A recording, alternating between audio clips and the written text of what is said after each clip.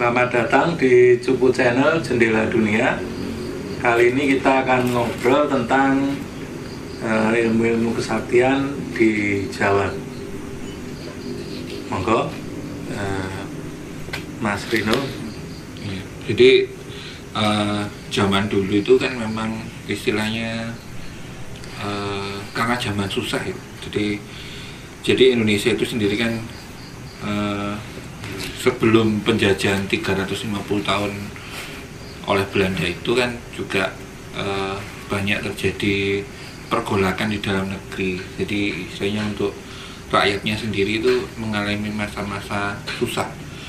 Dan ketika masa-masa susah itu banyak orang mencari alternatif untuk supaya dirinya biar aman. Nah, akhirnya di fase-fase itu lebih banyak terbit ilmu-ilmu yang untuk melindungi diri pribadi ataupun lingkungannya. Walaupun sebelum itu juga ada, tapi ketika zaman lagi susah itu sendiri juga lebih memicu lagi timbulnya kemampuan-kemampuan yang bila dipandang di zaman modern ini di luar nalar. Walaupun mungkin bentuknya sekarang kalau kita bilang jenis kesaktian atau jenis kemampuan yang luar biasa, mungkin zaman sekarang mulai tergantikan oleh teknologi yang kita pakai. Jadi semacam kayak Aji Pameling, sekarang mungkin sudah ada handphone. Akhirnya banyak orang yang tidak belajar ilmu Aji Pameling juga. Terus kemudian kirim barang, sekarang kan ada Tiki, ada apa. Kalau zaman dulu itu kan biasanya orang-orang yang mengirimkan barang atau biro jasa pengiriman itu rata-rata dukun santet. Iya. Bisa dukun santet atau biasanya itu memang karena di jalan banyak begal, akhirnya si petugas pengiriman itu harus mempunyai kemampuan yang lebih lah di zaman dulu. Kalau zaman sekarang kan udah beda zaman. Itu sih awal kata pengantar dari saya. Monggo Jadi kan awal mulanya emang zaman dulu itu ya yang memang kalau dari mitos-mitosnya kan misal kayak Haji Brojo Musti, Haji Bandung Bondowoso itu kan konon itu dari Sunan Kalijogo atau dari siapa itu yang tokoh-tokoh terkenal gitu kan. Itu kan mantranya itu kan campur aduk antara mantra bahasa Jawa dan bahasa Arab gitu. Ya itu kan memang istilahnya itu kayak apa ya? Jadi salah satunya itu mensugesti diri sendiri gitu dengan dibaca sekian ratus sekian ribu sehari selama beberapa puluh hari gitu kan. Tata caranya kan rata-rata segitu, disertai puasa gitu kan. Itu kalau yang sejenis ilmu. Ada juga ya dengan benda-benda bertuah gitu kan, misal ake itu atau lempengan kuningan atau macam-macam lah yang bentuknya kuningan itu untuk kekebalan biasanya.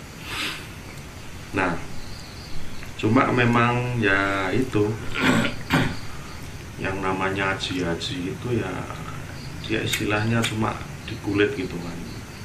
Kalau saya nyebutnya itu ya salah satu teknologi gaib gitu. Ya seperti Mas Rino bilang kan, dulu kan memang orientasinya teknologinya gaib. Nah, sekarang ya memang teknologinya benar-benar modern gitu kan. Yang dari istilahnya Aji Pameling ataupun Aji Gineng gitu kan, sekarang pakai HP gitu kan. Kalau Aji Gineng beda. Gineng beda. Beda. Nah, tapi itu untuk bicara dengan binatang. Nah, ini raiso mbak HP ya. HP-nya dikasih iso nek mudeng. udeng bahasanya. Terus yang kekebalan gitu kan bisa pakai armor gitu. Ya berbahan dasar Kevlar itu juga bisa gitu. Ya intinya hampir sama lah, cuma memang bentuknya beda gitu antara zaman dulu dan zaman sekarang gitu kan. Dan dilalahnya kalau yang haji-haji gitu biasanya ada pengapesannya gitu. entah itu dengan tidak boleh apa gitu kan. Kalau misalnya lembu sekilan dia tidak boleh mengucapkan kata sapi gitu kan. Sapi dan menirukan suaranya nggak boleh makan. Nggak boleh makan daging sapi. Nah, terus yang model-model kayak susuk atau apa gitu, pisang mas atau apa, daun kelor, pokoknya kelor-kelor itu nggak boleh gitu. Pokoknya nganu lah apa, pantangannya itu spesifik gitu kan. Ya memang ciri khas ilmu-ilmu itu seperti itu. Dia istilahnya cara mendapatkannya juga caranya unik, nanti pantangannya juga unik gitu kan. Dan itu juga sebenarnya kalau menurut saya di samping itu kekuatan dari diri sendiri, itu juga dia ada pengaksesan dari kekuatan dari luar gitu. Misalnya dari mana, mungkin dari Gunung Lawu atau Gunung Merapi, jadi dia kalau jauh secara fisik dari tempat istilahnya source-nya itu dia akan nganu, misal nyabrang laut gitu, dia terus ilmunya luntur sinyalnya kurang. Itu juga ada yang model seperti itu, jadi dia nggak kemana-mana airnya kan. Ya, karena itu dibatasi ruang dan waktu gitu. Mbak Sulis arep babar ajian apa gitu. Aji molor. Ya kebetulan banyak macam-macam ajian ya, tanda kutip ya, ajian yang itu ada apa, ada penggolongan yang cukup signifikan, itu ada dua sebenarnya kalau mau dipandang secara umum ya. Yang satu itu mengolah kemampuan diri, seperti contohnya saja ya, ada yang meringankan tubuh, lari cepat. Walaupun lari cepat ini juga bisa unsur luar, tapi kebanyakan lari cepat itu seperti sepi angin dan sebagainya, itu bidang milar, itu kita memperkuat diri sendiri. Kemudian apa lagi ya nanti contoh. Kemudian yang bekerja sama dengan makhluk-makhluk yang di luar. Kenapa dari luar itu seperti lembu sekilan? Kenapa nggak boleh menunjukkan sapi, makan daging sapi dan sebagainya kayak yang bunuh sapi ya? Karena lembu dia itu namanya juga lembu sekilan, yang menampani atau mendampingi dia kan makhluk astral yang berwujud lembu ya, lembu yang kecil maksud, yang tidak kelihatan. Dan itu konon katanya itu kan jaraknya sekilan gitu kan. Dia ketika istilahnya kalau misalnya peluru itu kan proyektilnya bisa belok tapi jaraknya sekilan. Cuma kalau itu peluru, kalau proyek ya bablas. itu sering kan untuk dipakai di film-film sekarang. Film-film sekarang kan sudah nggak umum untuk kebal ting gitu kan, nggak, biasanya langsung dimulai dari eranya metrik. Teng di kehidupannya. Kalau lembu sekilan bukan ilmu kebal. Ya. Memang meleset bukan. Meleset ya. Ya lembu sekilan itu temannya sama belut putih. Kalau ulut putih itu agak beda, Mbak. Kalau ulut putih itu memang seperti karakter ulut ya. Jadi licin. Jadi ketika ditangkap itu brosot. Iya, bisa merosot. Ya sama aja, tapi kalau peluru kan beda juga meleset. Kalau bukan tujuannya bukan untuk ini sebenarnya. Tapi ya ini dia untuk pertarungan jarak dekat sih. Ya. Tapi memang hasilnya yang dicapai mirip-mirip antara lembu sekilan dan ulut putih ini. Itu juga sama, itu juga kemungkinan besar itu bekerja sama dengan makhluk lain. Nah, yang kita salah satu dulu kita bicarakan yang dari dalam itu Contohnya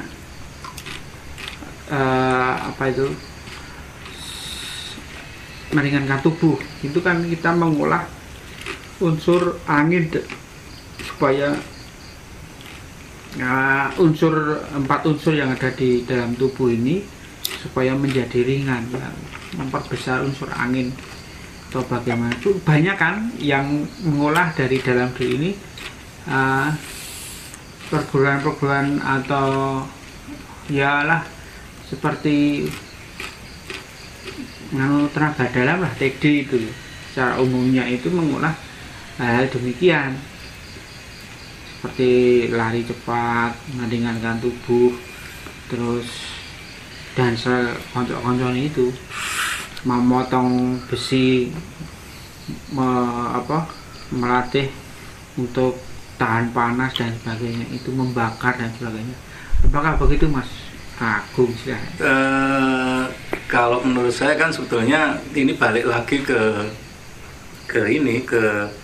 episode-episode yang lalu tentang dua jagat itu ya. Jadi ada jagat alit dan jagat ageng. Nah, karena konsep di Jawa itu bahwa hakikatnya jagat ageng itu adalah diri pribadi dan jagat alit itu adalah alam semesta. Kemudian kalau di luar itu kebalikannya kan, jagat alitnya itu manusia dan jagat agengnya alam semesta. Nah, kecenderungan orang itu mencari atau mengeksplor itu di jagat ageng. Jadi makanya kalau di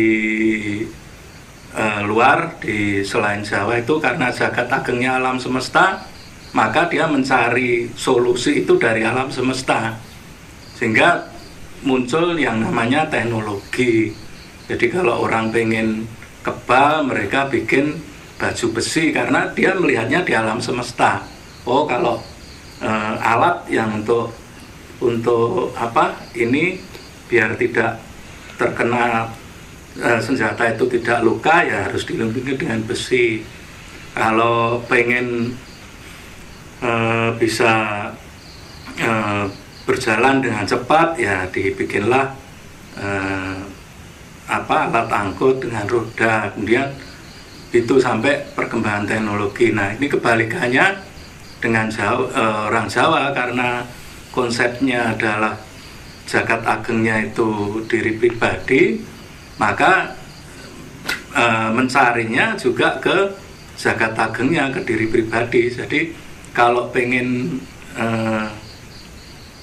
perang tidak luka oleh senjata, ya dia mencari solusi ke dirinya yang dilatih supaya kena senjata itu tidak mempan.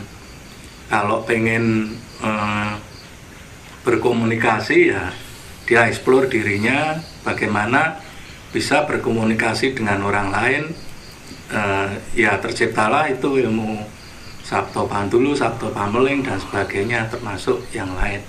Nah itu kalau konsep dasarnya menurut saya seperti itu. Nah kemudian pengembangannya itu jadi berbagai macam cabang. Ada yang melalui puasa, kemudian ada yang mengolah tubuh dengan mengolah nafas, atau dengan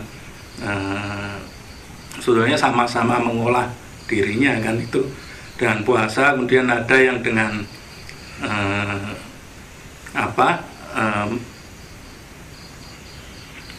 dengan puasa, dengan tirakat. Kemudian dari situ juga ada dua kalau dikembangkan itu ada aji, ada mantra. Nah kalau aji ini lebih banyak ke kanuraganya, bisa untuk menyerang, bisa untuk pertahanan.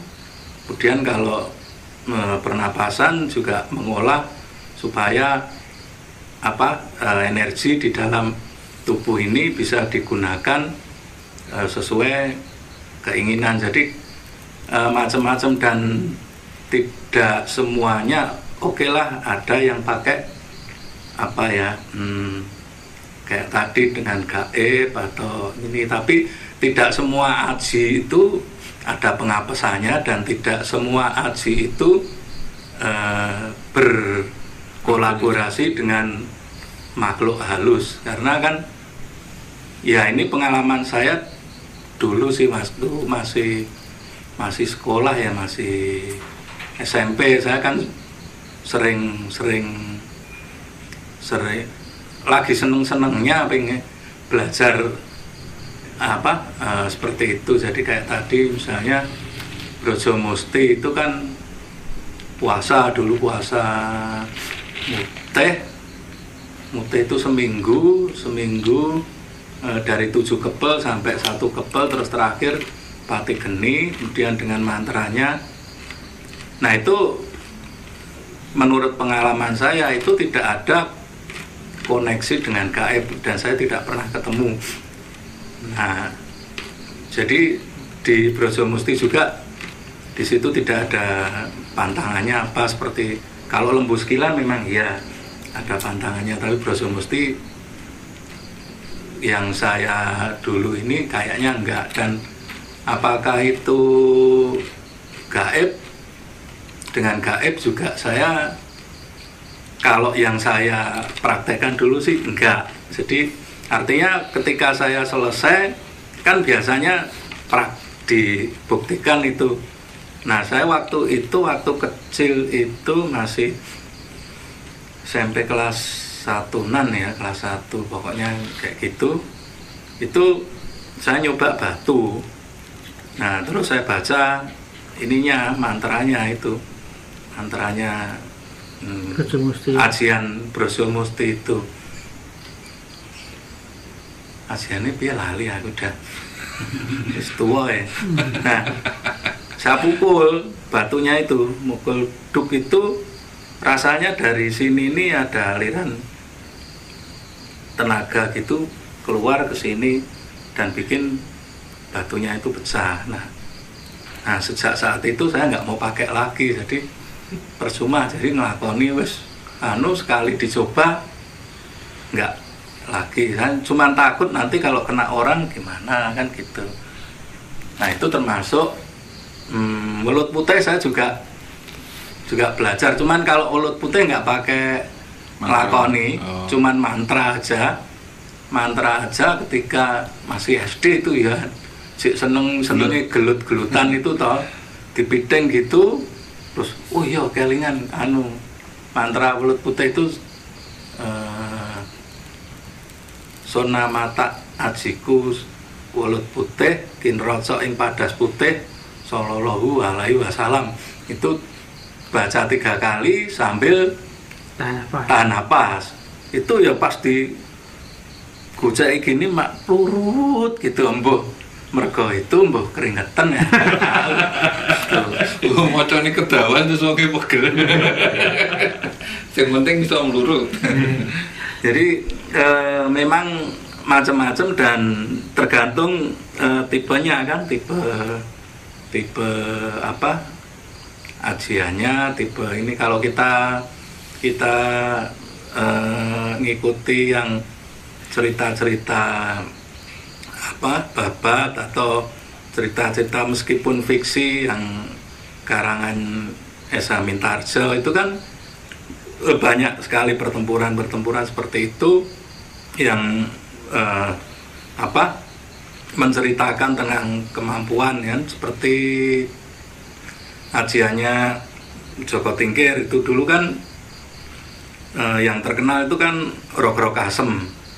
Nah itu diciptakan ketika dia masih remaja karena pengen ya dulu ya makanan kan gak ini toh. Ya si asem, saya dulu masih kecil aja seneng cari buah asem itu naik gitu. Nah itu karena Joko Tingkir pengen ngerok pohon asem yang gede itu, maka diciptakan ilmu namanya rok-rok asem itu. Ketika dipegang gini pohon asemnya langsung dirok gitu kan, kayak digoyang-goyang, ya asemnya jatuh, jadi pukulan seperti itu. Sama seperti Sosro Birowo dan Lebur Seketi, kemudian ada Gelap Ngampar, itu kan juga ajian-ajian juga, dan itu memang ya kalau sekarang gampang istilahnya itu kan tenaga dalam, tapi sebetulnya kan itu adalah wujud mengolah diri, mengolah pribadi kita supaya untuk bisa punya kemampuan seperti itu.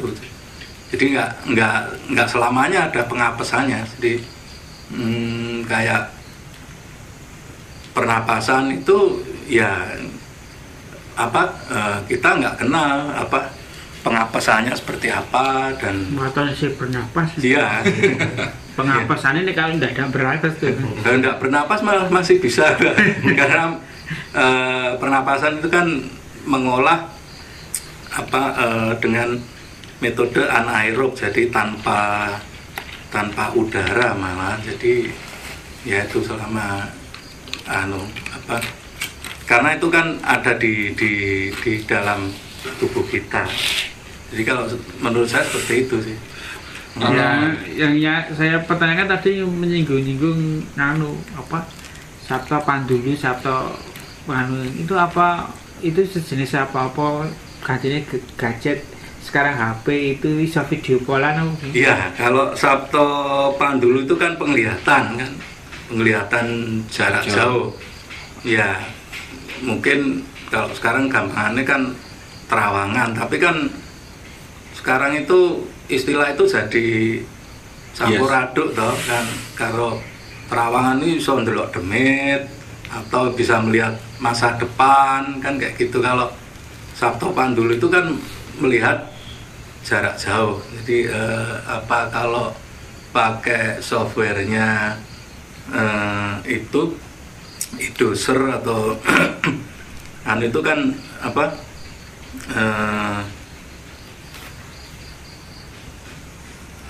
lali atau distance view atau apa gitu. Ya seperti itu. Kemudian Sabto Pangrung itu ya bisa mendengarkan suara itu bisa terjadi ketika itu kenapa Mas kok dinamai Sabto? Maksudnya ada kok dinamai 7 pendengaran atau 7 penglihatan? Ya nggak tahu, itu ilmunya seperti itu. Sudah sejak dulu ya. Iya. Jadi ini simbah ngono ya coba bantah. Iya. Ya saya kan ini menarik juga karena dulu waktu simbah itu sama muridnya itu ada di Klaten, simbah sudah di Jogja. Itu kalau malam itu bisa bicara seperti berada pada. Iya, itu kan Aji Pameling kan, Aji Pameling itu. Jadi ya kalau seperti itu kan mosok ya ada pengapesannya kan. Itu enggak, jadi karena kalau itu faktornya karena guru dan murid ya itu, jadi frekuensinya nyambung, bisa ketemu, bisa langsung ngomong-ngomongan. Bahkan kalau dulu itu kan nggak main telepon, bahasanya nggak punya, belum ada itu, tahu nanti nganu aja itu namanya muridnya itu, jadi harap nggak mau kesini, kok belum datang. Tahu-tahu ya jedul datang karena malamnya sudah memberitahu kalau mau datang. Ya. Kalau katanya mbah saya dulu itu sering bilangnya gini, nek sing ajare cepet atau belajarnya cepet atau zaman now disebut instan, itu umumnya biasanya pakai bantuan ya. Bantuannya itu biasanya baru ada pengapesannya. Tapi kalau yang belajarnya lama, istilahnya sudah nyawiji, sudah masuk ke dalam sumsumnya, itu katanya ya wes sudah jadi satu dengan orangnya, ya sudah nggak ada pengapesannya. Nah, secara teoritis memang kan kalau namanya instan atau cepat itu kan pasti pakai alat bantu. Tapi kalau zaman dulu kan alat bantunya kan mungkin nggak kelihatan. Ya disebut ada pengapesannya itu ketika alat bantunya digeser. Akhirnya kan orangnya nggak bisa apa-apa ini. Kalau alat bantunya digeser ya mungkin analoginya secara sederhananya gitu. Nah, jadi kan kalau secara garis besar itu kan teknologi itu kan, kalau orang barat melihat burung itu dia langsung mikir gimana caranya buat alat supaya bisa terbang. Tapi kalau orang Jawa kan begitu lihat burung kan, ilmu apa yang bisa membuat terbang itu kan. Nah jadi kan yang namanya itu apa yang Mas Rino tadi bilang kan, ya memang bisa dibagi menjadi dua, yang mengolah kemampuan diri dan dengan yang bantuan dari entitas itu. Cuma kalau menurut saya, kalau pada zaman dulu itu sebenarnya mix gitu loh, tidak murni benar-benar dari dalam diri, ada bantuan dari luar juga kan, walaupun itu sedikit gitu kan. Soalnya mereka itu nggak begitu gagas itu loh. Ini pokoknya kudu benar-benar murni dari dalam diri, itu kan sebenarnya pemahaman zaman sekarang. Tapi kalau zaman dulu kan wes pokoknya nek isone iki yo siki gitu kan. Nah, jadi kan misal ya kalau yang contoh kayak ya nuwun sewu, kalau haji-haji yang bernuansa yang Islami seperti asma atau hizib itu kan ya kalau menurut bagi pengamalnya ya itu memang dari Tuhan. Cuma kan kalau kita melihat dari sisi energi atau secara praktis mengolah energi, ya sebenarnya kan kalau kita mau mengabati itu sebenarnya nggak demikian juga gitu kan. Tetaplah ada sesuatu, something yang berperan itu, kalau istilahnya itu kan kodam kan, atau kalau bahasa Jawanya itu prewangan gitu. Itu tak kira ya tetap ada lah gitu kan. Dan itu juga dia itu bertingkat-tingkat gitu. Dan itu juga bagi yang bisa melihatnya itu juga wujudnya macam-macam. Nah ini perewangan ini kalau itu nanti nurun kan, di istilahnya kan ada yang ketitipan ilmu dari leluhur itu, ngaluhur itu, dia itu kayak ketitipan perewangan ilmunya gitu kan. Jadi dia bisa belajar dengan ilmunya itu dengan cara lebih instan gitu, karena itu sudah dipelajari oleh mbah-mbahnya itu. Dan itu secara ilmiah itu juga bisa dianalogikan itu, karena itu DNA-nya leluhur itu sudah ada di dalam diri kita gitu kan. Tinggal diolah dikit kita sudah bisa gitu kan. Cuma yang jadi pertanyaan di zaman sekarang itu gunanya ngopo gitu kan, teknologi wes modern gitu kan, macam-macam sebenarnya. Jadi gini loh sebenarnya, yang saya tahu itu dalam bahasa lebih baru itu yang diturunkan, yang dimaksud Kang Tono mungkin dimaksud mutasi gen. Jadi ketika si orang tua ini sudah belajar sesuatu, otomatis kan si genetiknya sudah bermutasi. Ya ketika sudah bermutasi itu dia punya keturunannya itu sudah mendapatkan gen mutasi dari ayahnya. Jadi ketika dia ingin mempelajari hal yang sama, dimungkinkan jauh lebih cepat. Makanya kan kalau dalam metodologi Jawa dikenal kayak dalang sejati, guru sejati dan segala macamnya itu kan kalau sudah turun ke-7. Kenapa logikanya turun ke-7? Ya karena kakeknya punya anak jadi dalang juga, jadi kan si anak ini kehidupannya sudah dalang banget gitu. Jadi kadang-kadang ketika sudah 7 turunan, dia kadang sudah nggak belajar dalang lagi, ya sudah hafal. Lawang dari dulu ya omongannya itu. Kenapa saya kok tahu itu? Saya tuh punya teman yang dari kakek buyutnya itu sudah dokter. Waktu itu dia masih SMA, tapi dia sudah tahu tentang obat-obatan, tahu tentang kalau sakit ini nih harus diapakan, itu sudah tahu karena itu adalah pembicaraan sehari-hari di rumahnya dia dan di lingkungan keluarga kecilnya dia.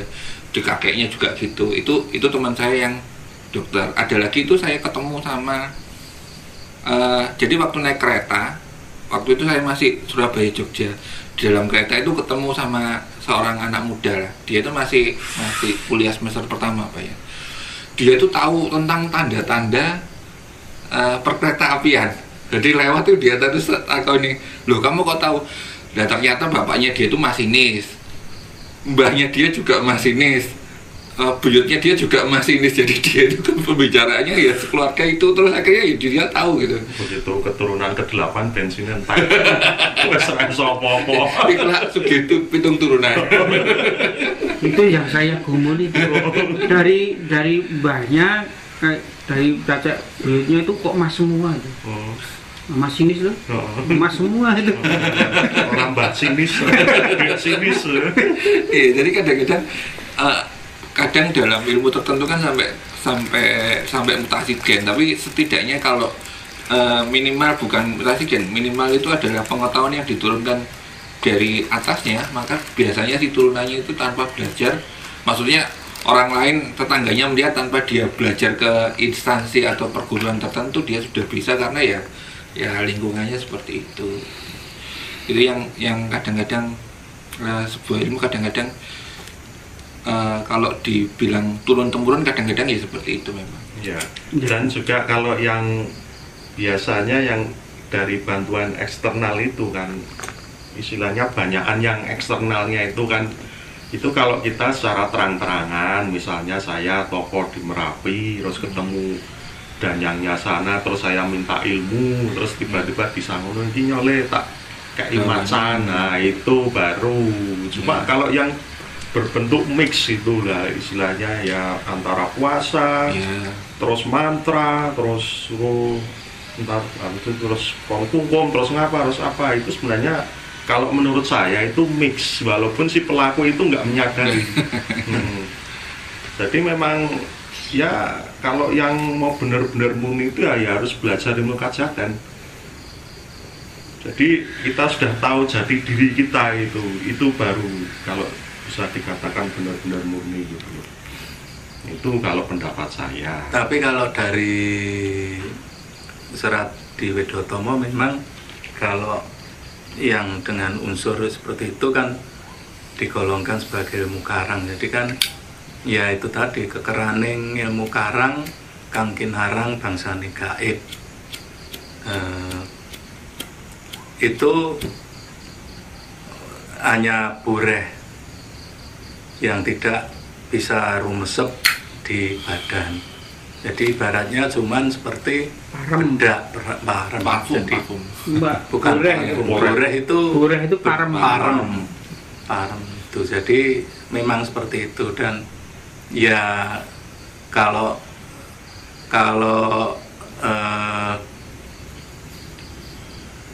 untuk yang keturunan tadi bisa jadi sebetulnya agak beda ya dengan ilmu pengetahuan dan apa istilahnya kanuragan itu turun temurun itu tetap pasti akan diajari. Kemudian ada yang tidak diajari, kalau dia kemampuan itu memang benar-benar gift, jadi anugerah sejak lahir. Itu bisa jadi karena faktor keturunan atau faktor bahwa kayak gambarannya cerita yang sudah jadi legenda di Jawa itu kan Raden Ronggo itu. Raden Ronggo itu dia sakti sejak lahir karena sewaktu di dalam kandungan itu ibunya itu rajin tirakat, tirakat itu sehingga energinya itu masuk ke janin anaknya, kemudian jadi situ. Jadi dan dia punya kemampuan. Nah itu yang membedakan antara kemampuan itu turunan atau sejak lahir atau itu gift dengan yang orang belajar dengan metode itu di pengendalian di penguasaan terhadap ilmu itu. Kalau itu gift itu susah, dia merasa itu biasa dan dia tidak bisa mengendalikan. Dia kalau yang belajar itu karena tahu metodenya, oh caranya seperti ini kan, seperti itu. Jadi ya itu bedanya. Jadi kalau dalam kembali ke hubungan alam tadi, ketika gift itu bahwa dia itu memang dikendalikan oleh alam semesta, jadi kemampuannya itu dia tidak terkendali. Tetapi kalau yang belajar itu bisa mensinergikan antara mikrokosmos dan makrokosmosnya sehingga bisa menyadari. Kadang-kadang nah itu secara kemampuan, kadang-kadang secara kejiwaan pun belum bisa menyadari bahwa perkembangan kemampuannya, sehingga banyak sekali orang itu kadang keterucut omongan atau keterucut perbuatan ya, mungkin dianggapnya menampar ini pelan, tapi dia nggak menyadari bahwa sebetulnya kemampuan dan kapasitas energinya itu lebih besar sehingga membahayakan orang. Nah ini yang perlu dikenali sehingga tidak sembarangan dan semua bisa terkontrol. Jadi kalau menurut saya ya seperti itu, bahwa memang ada yang murni dan itu memang tanpa unsur yang lain, dan ada juga yang dengan unsur gaib, ada juga yang campuran. Jadi kan macam-macam. Biasa yang di luar itu kan seperti saya contohnya, umpamane itu saya mau kayak macan gitu, cerita kayak macan, ini macan saya macan apa nggak, saya menggerentok.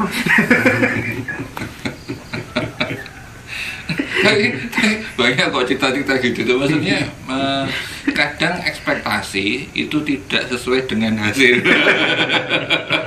banyak gitu. Maksudnya tuh pancingan macan menggerentok, jebul ngorok. Zaman kecil saya dulu itu kan ada teman saya sing istilahnya kalau zaman SMP dulu kan zamannya silat karomah. Jadi istilahnya zaman dulu itu gitu, cuman sebenarnya bukan karomah sebenarnya, tapi gerakan silat yang dia hadirnya itu karena disusupi sesuatu, dihadirkan.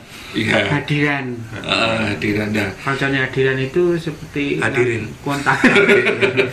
Hadirat. Nah, silat kontak itu ya. Yang lu kalau zaman dulu kontak kan beda, Mas. Ya beda, seperti mirip-mirip tapi beda itu loh. Kontak itu yang mental.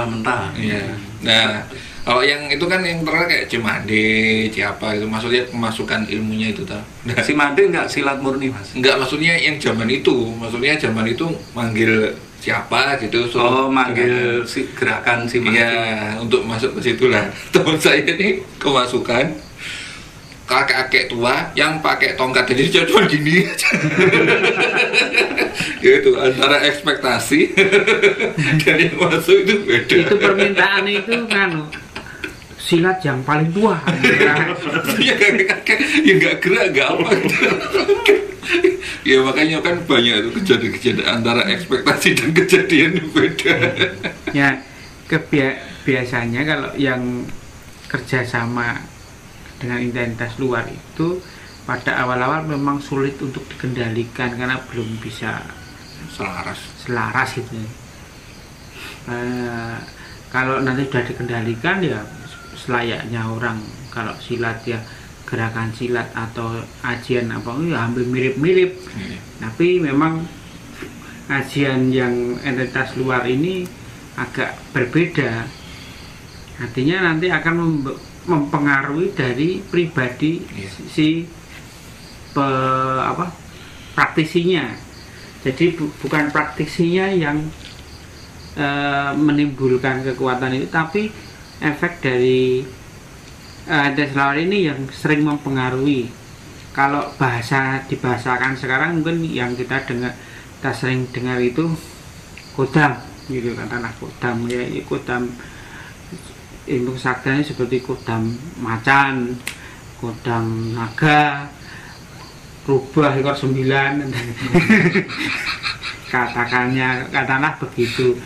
Itu pada awalnya ya memang fase-fase penentuan penyelarasan itu memang agak sulit, tapi ya nanti itu akan keadaannya itu ya mirip-mirip dengan yang di dalam itu, dan inilah yang mempengaruhi jiwa atau kepribadian si praktisi.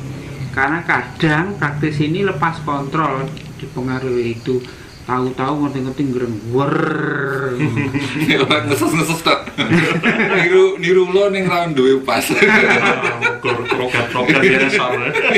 Kayak itu, kayak si kulino jadil, Ya, nonton jadilan, melu jadi. ngerti-ngerti.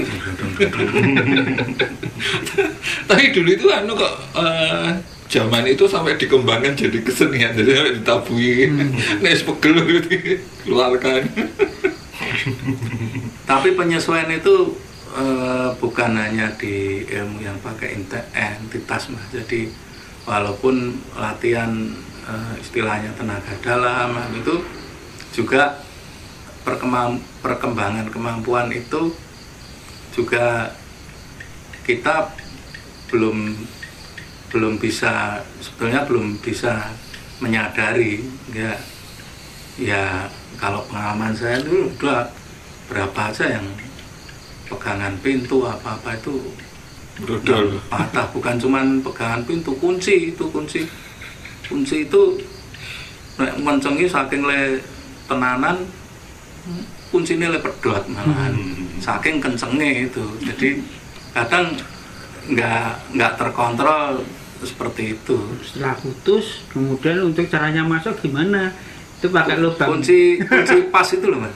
Kunci pas. Kunci pas nek ngencengi nek dandani motor apa ngencengi apa tuh kuncinya sampai Melihat ya kalau yang besi meleot, tapi kan kunci banyak cor-coran tuh pedot mah rugi kan gitu.